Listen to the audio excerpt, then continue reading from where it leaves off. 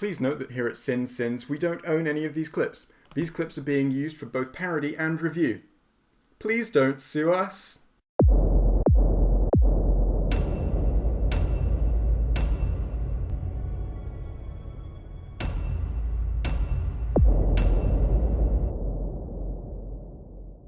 Showering without a shower curtain. How does anything stay dry in that bathroom? If I was in that bathroom, I wouldn't want to stay dry. Neither Jeremy or any of these Gen 1 synths knocking about the place have noticed that Piper is casually here leaning against a pillar. Also, if the robots have all the jobs, what's the unemployment rate like in 2035? Closing in on 50%?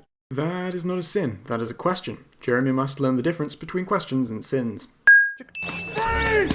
Stop! This robot is violating the second law.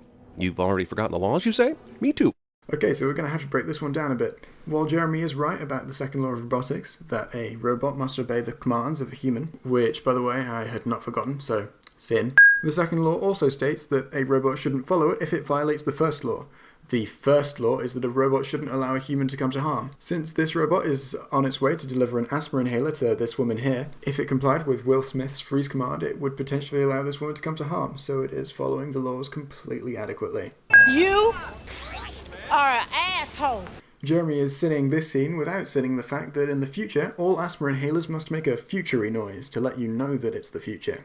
Not these laws. They're hardwired into every robot. How are they hardwired exactly? Are there 3 separate first, second, and third law wires that are installed? Because when people say things, they're only ever being 100% literal, and idioms are not a thing that exist. You've heard it. Badly. Badly is an adverb, meaning that the method Will Smith used to hurt the robot was poor, when what you mean to say is that the robot's wounds are severe. Okay, this is something that's always kind of bugged me with CinemaSins videos. This is a sin on the fact that a character in a movie made a grammar mistake, when grammar mistakes are a thing that real people make, which means that when little grammar mistakes like this are included, that's just realism. Even if it was unintentional, do you really expect all the characters in a movie to speak with flawless grammar the whole time? Because no, you don't. Why give robots super strength? You're just asking for an army of passionless creatures that can't be defeated. Saying you shouldn't give a robot, which is a household appliance, super strength in case it decides to rebel, is like saying that you shouldn't give your iPhone your Wi-Fi password in case Siri gets mad at you and decides to change it just to vex you. Super tiny cell phones of the future. Imagine struggling to tell the difference between your phone and your flash drive. The implication that we will still be using flash drives in 2035. Total 4650. Inflation. This is a sin on what is most likely an accurate prediction. This cat somehow doesn't scratch off Will Smith's face during this sequence, suggesting the movie has never catted. It's been 2 minutes since Jeremy complained about someone inaccurately using an adverb, but here he is using the word cat as a verb. The English language has no words for how much this pissed me off. Therefore, I will resort to French. I don't speak French, and I refuse to learn new things, so this joke is wasted on me. What happened to you? Calvin says this instead of, "Why are you at my house? We just met this morning and I don't like you." Come on, are you really trying to tell me that if someone that you vaguely knew knocked on your door with an open head wound, that your first priority would not be, "You have an open head wound, how did this happen?" Yes, hello, I'd like to report a complaint regarding my NS5. It keeps giving me seductive looks while it chops phallic vegetables. Yeah, okay, I'll give you that one, that was pretty funny. Thankfully for the viewer, whenever a robot is turned evil in this movie, his chest glows red instead of blue. And while the movie has no explanation for that... The movie does have an explanation for that. He has a robot arm and that's all. Great. Still doesn't explain his unhinged hatred of robots. The movie has an explanation for this too. In fact, your next sin is about the scene in which this is explained. Save the girl!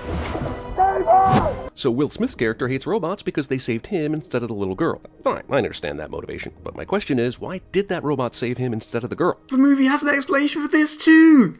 Ah! Well, you know what they say about old dogs. No, not really. Right, this society has autonomous robots, but hasn't downloaded basic Wikipedia knowledge into their brains so they can understand idioms. Right. Well, if I remember correctly... How are they hardwired exactly? Are there 3 separate first, second, and third law wires that are installed? Yeah.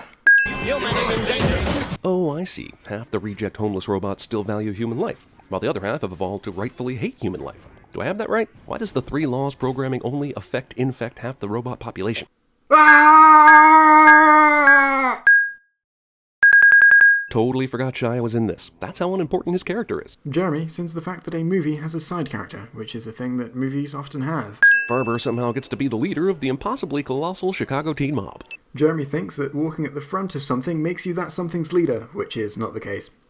Why doesn't that boy listen? Spooner runs into one of the 3 people he knows during the robot riot. Or maybe, just maybe, we were introduced to this character because he factors into the finale. I mean, you don't go to films and hear people saying, all of the characters we were introduced to factored into the finale. What a weird coincidence. This shit is awesome, but why is Sonny so much better at fighting than the other robots? I don't know. Perhaps it's explained in the movie. It is. It is explained in the movie.